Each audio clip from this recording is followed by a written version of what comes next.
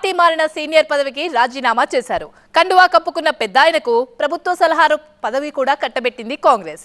ఖాళీ అయిన రాజ్యసభ సీటుకు ఎన్నిక జరగబోతుంది. తెలంగాణలో అనుకోకుండా ఖాళీ అయిన ఆ సీట్లో కాంగ్రెస్ ఎవరిని కూర్చోబెట్టబోతోంది? తెలంగాణ సీనియర్లలో ఒకరికి అవకాశం ఇస్తారా? ఏఐసీసీ కోటాలో ఏ ప్రముఖున్నో అందలం ఎక్కిస్తారా? ఆ రాజ్యసభ సీటు భర్తీపై అధినాయకత్వం ఆలోచన ఏంటి? ఆయన సీటు ఆయనకేనా? సీనియర్ కి ఛాన్స్ ఇస్తారా? ఏఐసీసీ నేత తెరపైకొస్తారా? అనుకోకుండా వచ్చిన అవకాశం, రాజ్యసభకు తెలంగాణ నుంచి మరొకరిని పంపే ఛాన్స్. అందుకే ఆ పోస్ట్ ఎవరికన్నా ఆసక్తి పెరుగుతోంది. తెలంగాణ నుంచి ఖాళీ అయిన రాజ్యసభ సీటుపై కన్నేసిన ఆశావహుల సంఖ్య ఎక్కువగానే ఉంది. ఎంపీ టికెట్ త్యాగం చేసిన నేతలు కొందరు తమకిచ్చిన హామీని అధిష్టానానికి గుర్తు చేస్తున్నారు. అదేవిధంగా పార్టీని నమ్ముకున్న సీనియర్లు కూడా రాజ్యసభ పదవి కోసం పోటీ పడుతున్నారు. ఆశావహులు సీఎం రేవంత్ రెడ్డితో పాటు డిప్యూటీ సీఎం భట్టి విక్రమార్క చుట్టూ ప్రదక్షిణలు చేస్తున్నారని రాజకీయ వర్గాల్లో జోరుగా చర్చ జరుగుతోంది. కేకే తెలంగాణ ప్రాంత నాయకుడు కావడంతో ఆయనకే ఆ పదవి దక్కుతుందనే అంచనాలు కూడా ఉన్నాయి.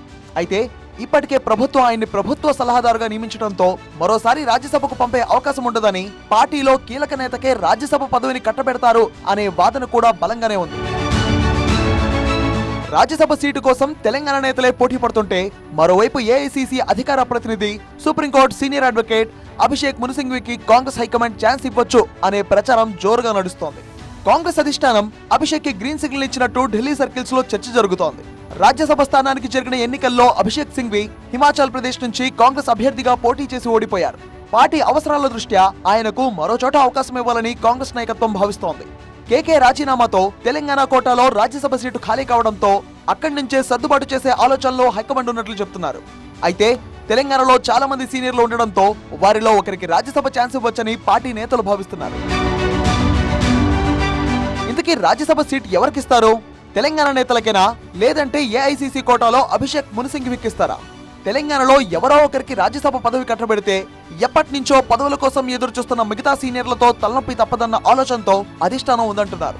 అందుకే ఏ గొడవ లేకుండా అభిషేక్ మను సింఘ్వీకే ఇచ్చి ఆయన సేవలు ఉపయోగించుకోవాలని హైకమాండ్ భావిస్తోంది. మరి హైకమాండ్ ఎవరిని ఫైనల్ చేస్తుందో, ఎవరి పేరు ప్రకటిస్తుందో త్వరలోనే ఓ క్లారిటీ వచ్చే అవకాశం ఉంది.